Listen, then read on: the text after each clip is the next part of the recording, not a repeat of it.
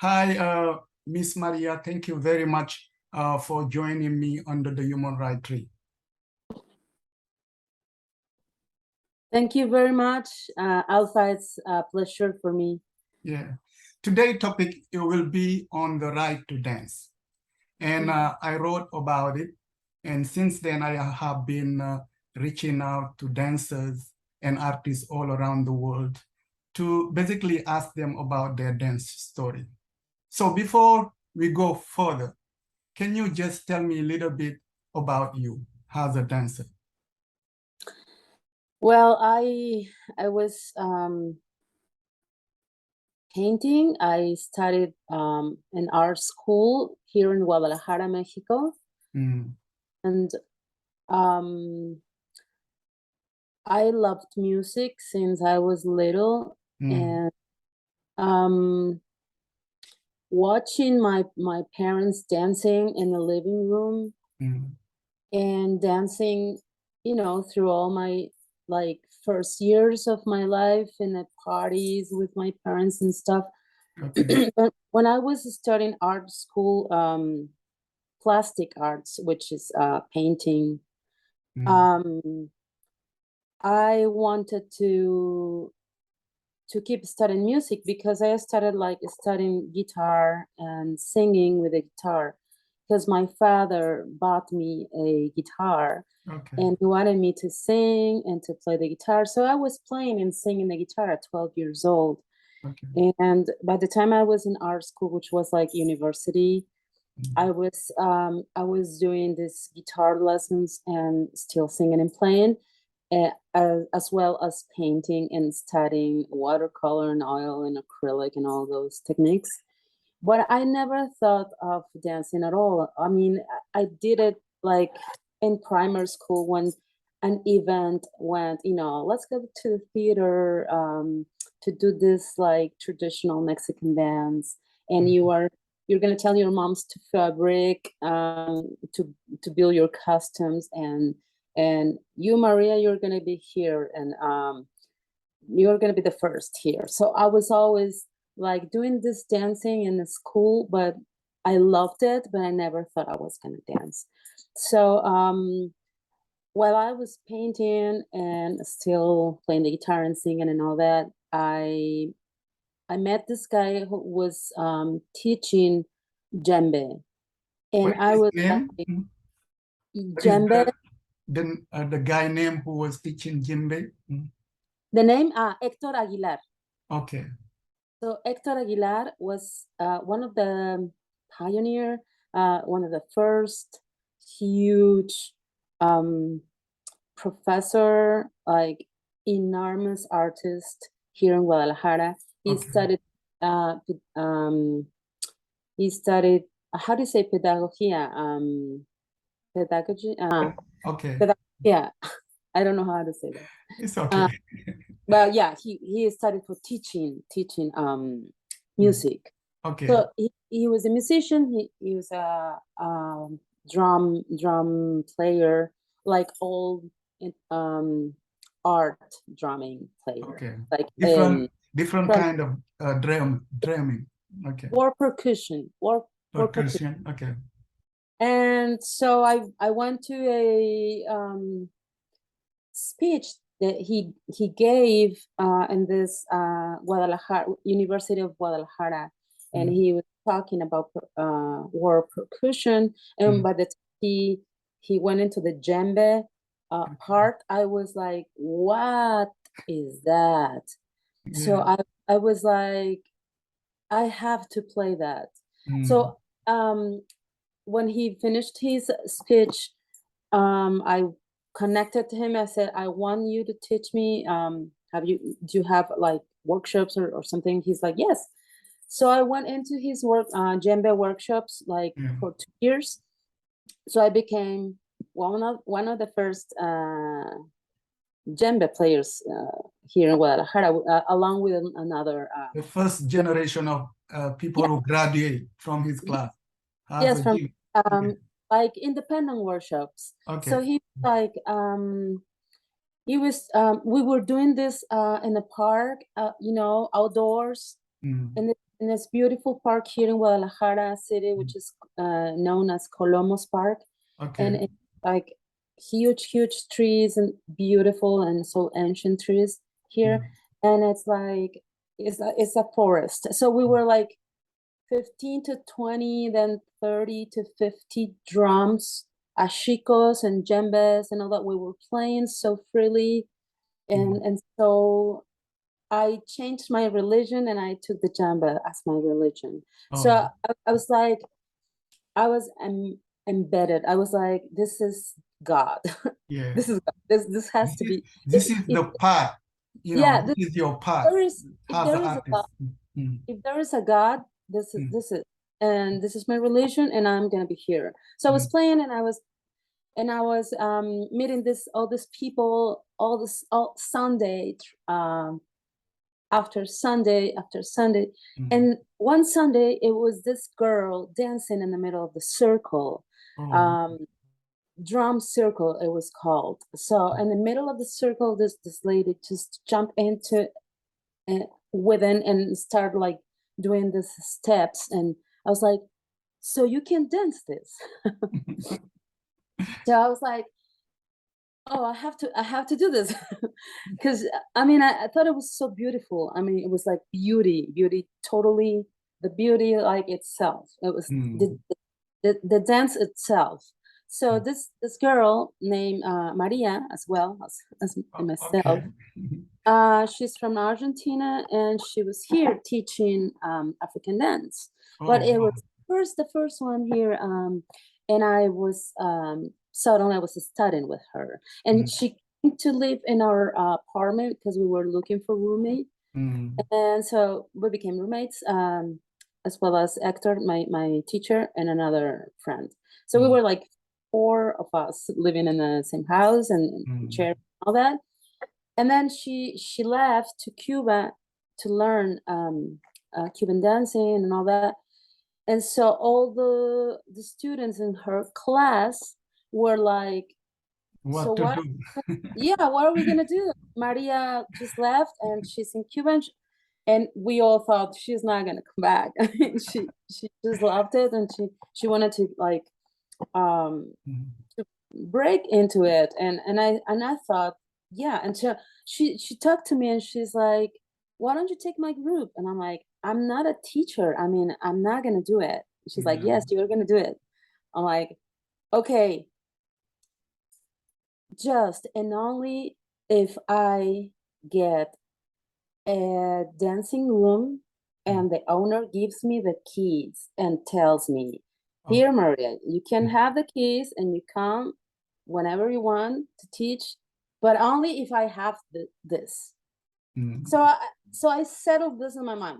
Just if somebody offers me the dancing room with the keys for me, for myself, and if not, I'm not gonna do it. So basically you put over there your desire to the universe. Yeah. But I didn't even think it was gonna happen because I didn't want to do it. I was so happy dancing, but it was not in my plan. I mean, you didn't see yourself as a teacher. No, not at all. You saw yourself as a dancer.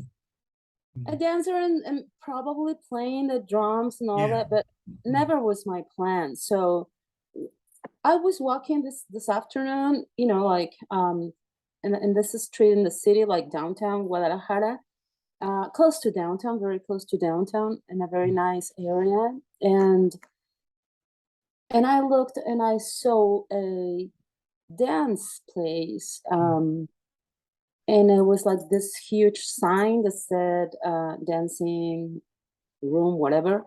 Okay. And I thought it was like a classic dance and all that. And I was like, well, I don't know, maybe. And so I went in there and I met this beautiful and so nice person. She was a first classic dance teacher here in Guadalajara. And she said, here, Maria, here are the keys. So you can come and teach your African dance. And I was like, oh my God. So I couldn't believe it because it was exactly what I imagined. Yeah. And I thought, okay, I have to do this because After that, you didn't have a choice. You have to. Didn't have a Yeah, choice. It was yeah. so clear as water. It was crystal clear. I didn't have any doubt that this was next in my life. So, and because a lot of students that were with Marianne, the Argentine teacher, they said, please teach us, you know. And I'm like, I don't know anything. I mean, I know nothing about African dance. I mean, I was like 1 or 2 months with Maria, and that's it. 2 months, nothing. And I was I'm all the time like so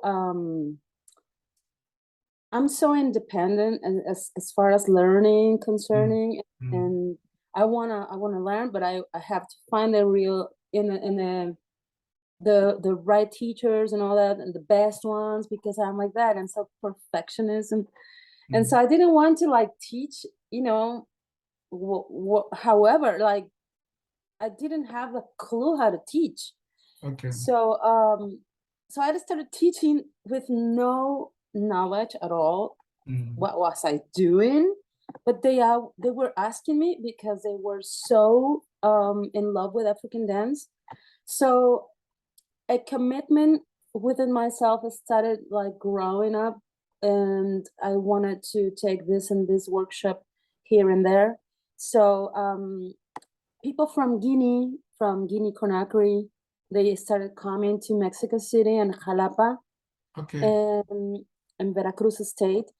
And when I heard that this teacher was gonna come to Mexico City, I said, well, I have to be there. So here is Mbemba Bangura, Bemba Bangura. Mbemba Bangura, who was like my father in this field, like Afro-Guinean dancing. Yes, okay. So by the time that I learned from Bemba Bangura, I had already went to Barcelona in Europe, and I wanted to show my paintings because I was painting. Okay. And we made this exhibition. So before Bemba Bangura, I was already 3 months in Europe. Then I came back, and then went back to Barcelona for the second time. And that second time that I went there, I met the national ballet from Ivory Coast. Okay. So I went to watch their show, their performance, and it was awesome. It was incredible. This like so professional and so talented dancers and drummers and singers. I mean, national ballet from Ivory Coast. It was like huge. So when I was there watching them, I connected to the dancers and asked them to teach me. And I came back to Mexico after a year and a half being in Barcelona, studying with people from Ivory Coast, as well as Senegalese teacher from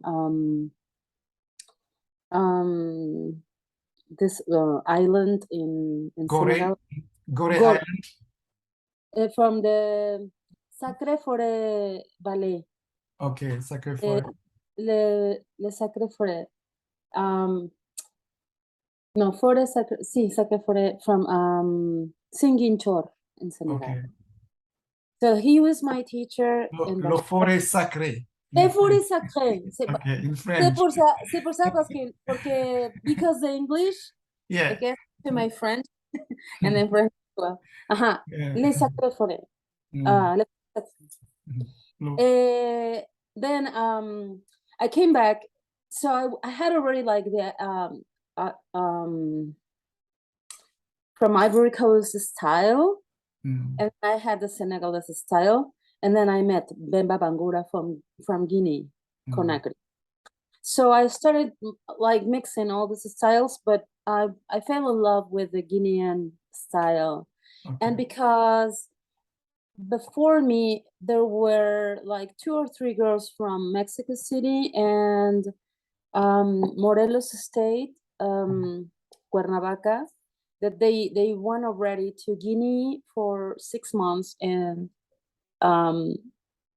had a lot of like classes dancing and drumming and singing and all that.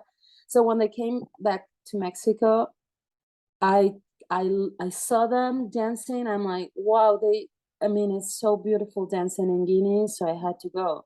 I have to.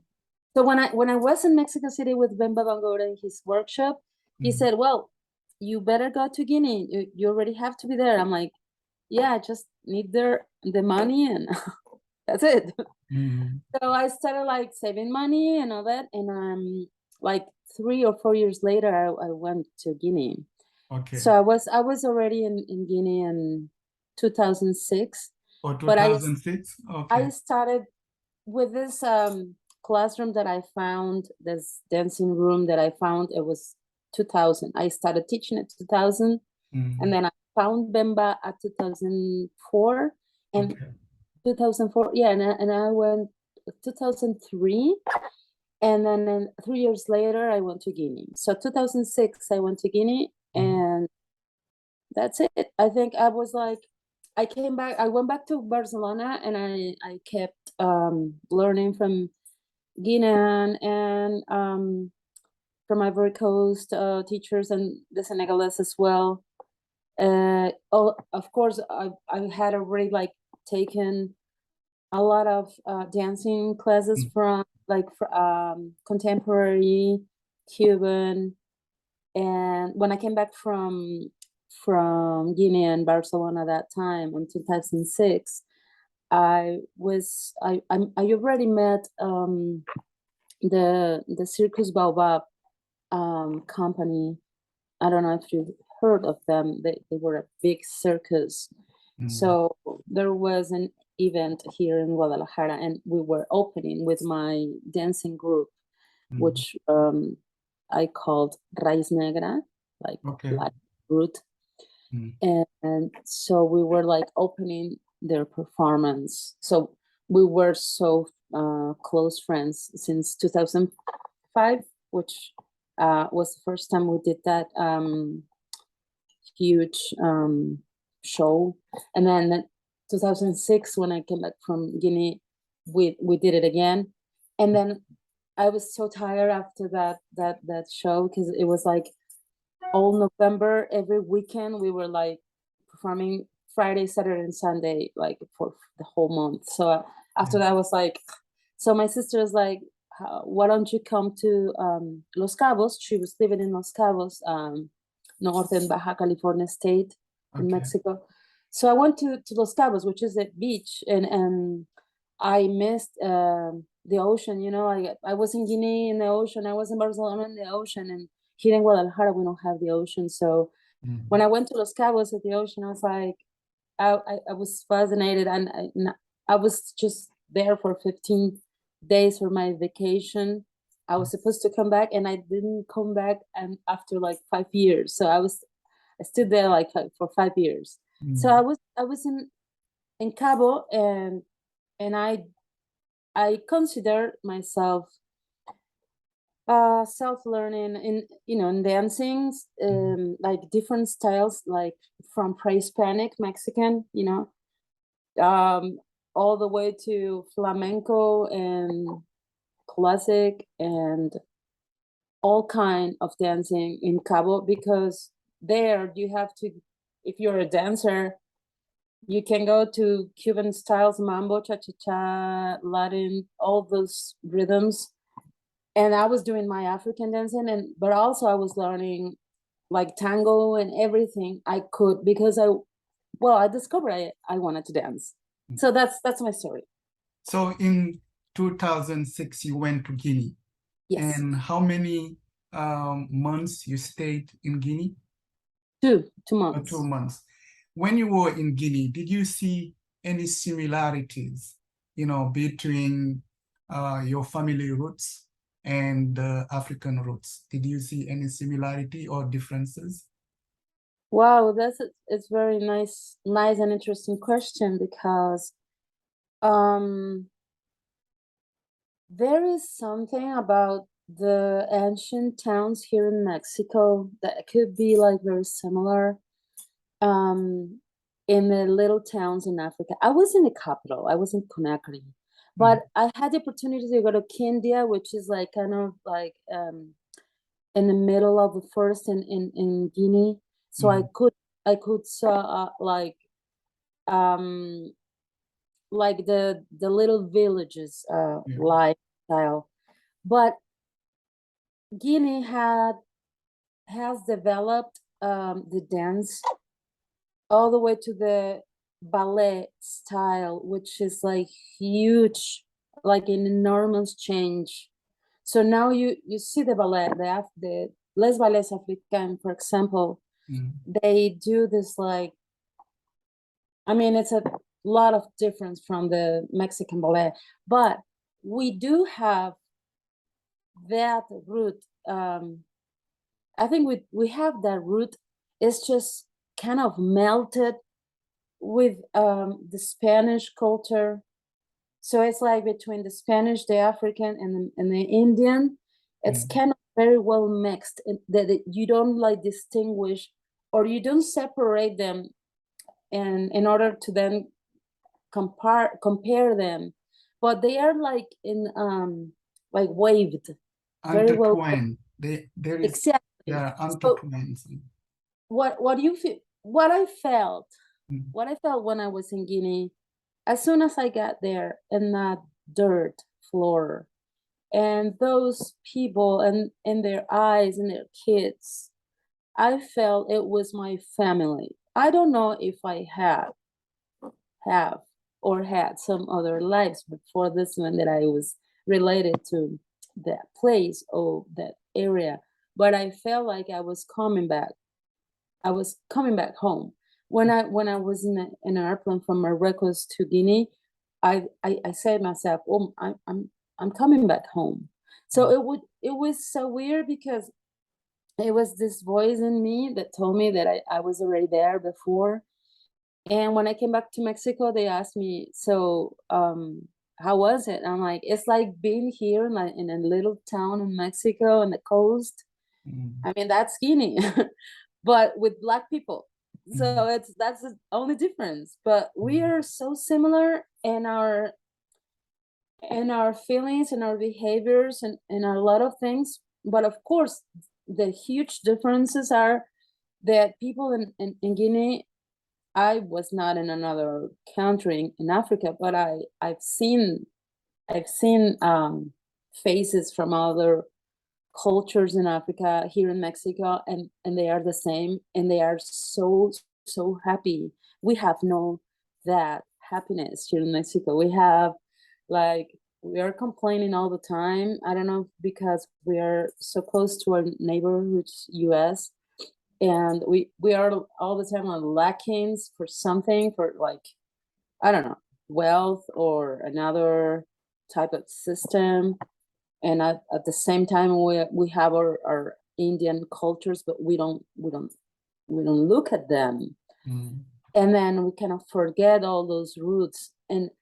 But when you go to Africa, that's a big difference. Like, I could say that we are similar, but as well, there are very huge differences in as far as how they are. So they join us. It's like, it changed my life forever. I was never so happy in my life. So, and like something that, I mean, could be that I appreciate the things that are similar to them, but I think we have our roots in Africa. I mean, we Mexicans, we had people, the slavery came with the Spaniards. They stood here. I mean, they developed all the culture that they were not able to do anymore over there. They did it here in Mexico. So a lot of Africans were here. So those are our roots. I mean, whether we like it or know it or not, we have that root. So we are similar. I just don't know how to explain it, but I think you are laying very good. I think there is, in all of us, there is something we share in common. And I think throughout through your trip to Guinea, you were able to see what we have in common, you know. So do you see yourself as Afro-Mexican, or is not the case? Oh, I am totally Afro-Mexican. Okay. So, but because when I went to Mexico in 2008, you know, and for me, Mexico is a Latin, you know, Latin music and Latin dance and things.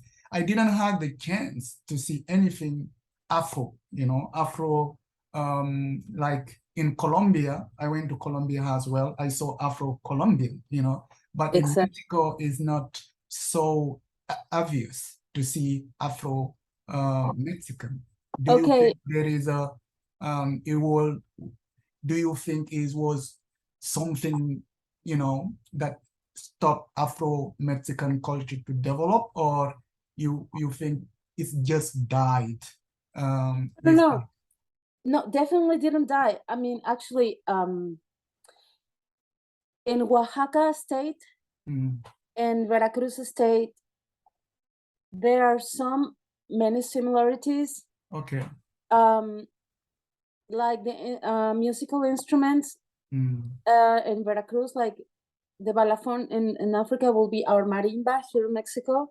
mm, And then in Oaxaca, they have as well la marimba, mm, which is like the balafon in Africa as well. But there are some dances in Oaxaca. It's called like the Devil's Dance, La Danza de los Diablos, mm, and it's so similar because they do percussion with their feet on the ground, and they look like so African, and the rhythms are so similar. The thing is that, and of course, I know the slavery was not only in Oaxaca or Veracruz, but it was Chiapas, it was Mexico City, it was Guadalajara state, it was Michoacan state. But we kind of like died. You know, we were like losing our color, but there are a lot of people like very dark skin in Oaxaca, between Oaxaca and Guerrero states. They're very like my hair and a very, very dark skin. And then um, in north of Mexico, there's a group of very, very Afro-Mexican. I don't remember the name right now. It's kind of difficult name, but there's a community which was between US and Mexico in that border, that they came to Mexico and stood there and developed like singing and kind of blues style, you know, like from the Mississippi and all those styles from the blues mm, singing style, and that was something that stayed there in Mexico. But it's not a lot of people know about that. mm. But we do have Afro-Mexican. I consider myself that I was probably I had some kind of inheritance, like African inheritance, through my dad, because my mom is very white and my grandparents are kind of green eyes and very white skin. By my dad's side, he looks like a Cuban. My dad is very dark skin, and his hair is like me.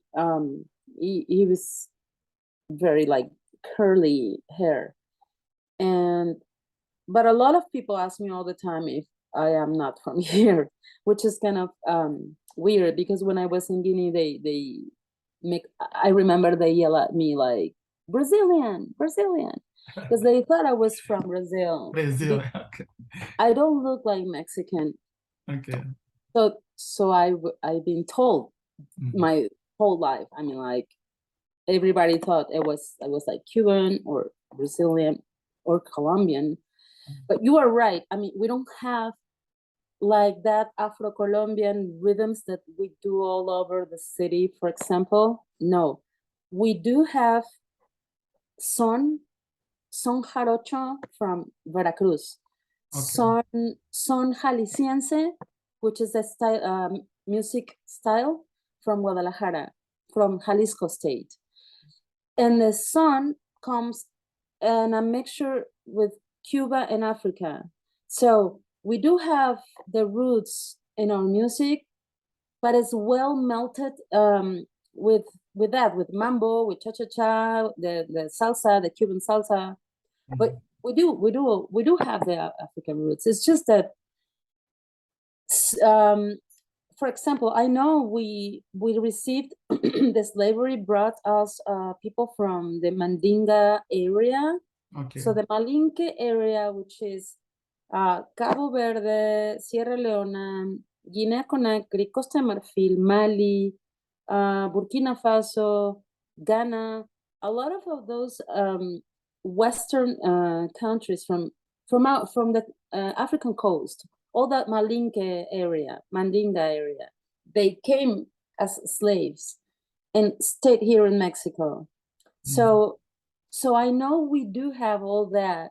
And but by the time Guinean dance reached us and that the Guinean drums reached us, we kind of felt that we already knew that in our hearts. And it's so interesting that, because when I teach, when later I studied how to teach.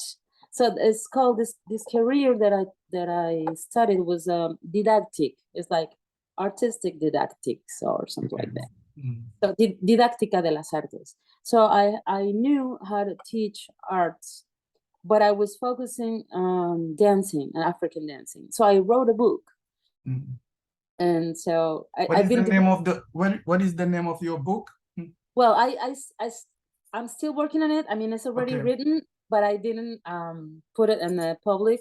Okay. Still, I still have to do some drawings because I want the book to have some illustration.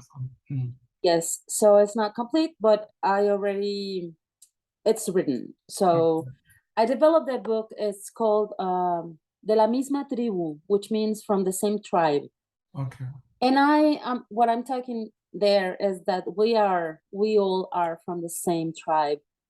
Not African, not American, not Latin American, but the creativity tribe, which means we all can be creative through the African dance.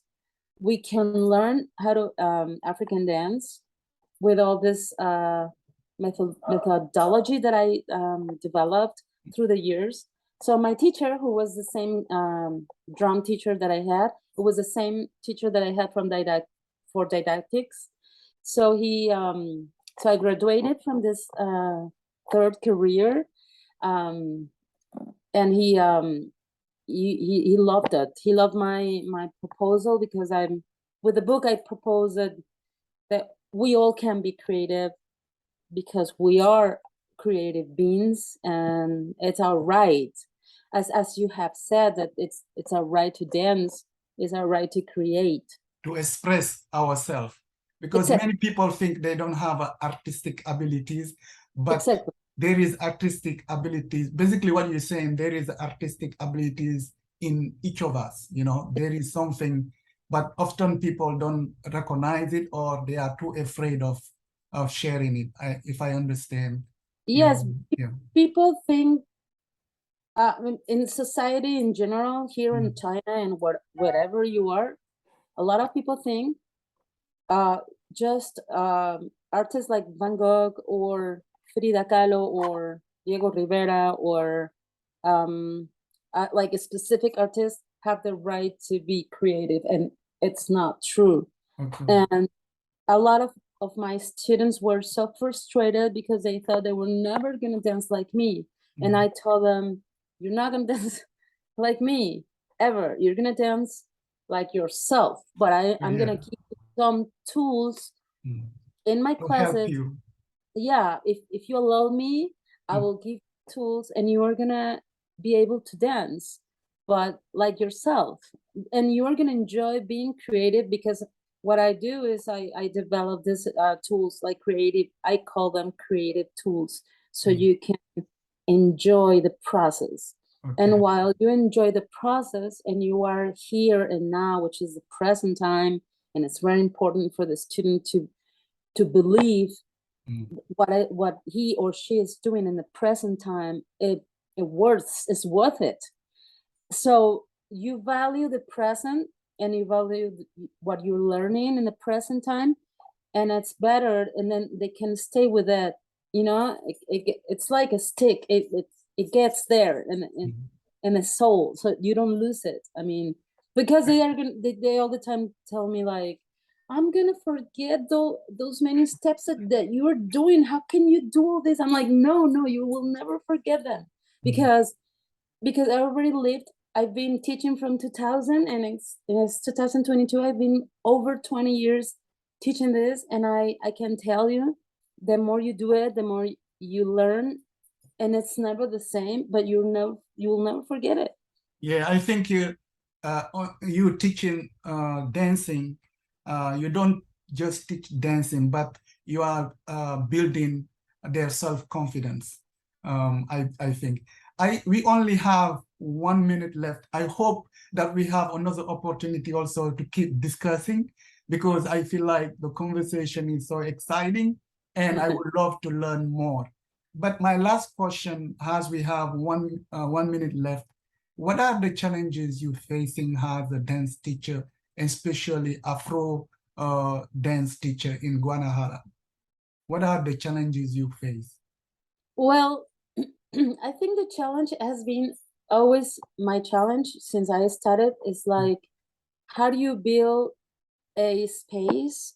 I mean, I'm talking about physical and self-confidence, and a group, like cohesive group, like it maintains the vibration and the confidence and the loving. How do you build this loving space so people can come and keep doing it, you know? Like, how the challenge will be for me every single day, to be able to reach to more people, and if they can come, that they stay and enjoy and feel free, and by the time the class finishes and I see them like this radiant face shining and so happy, I'm complete. So, but my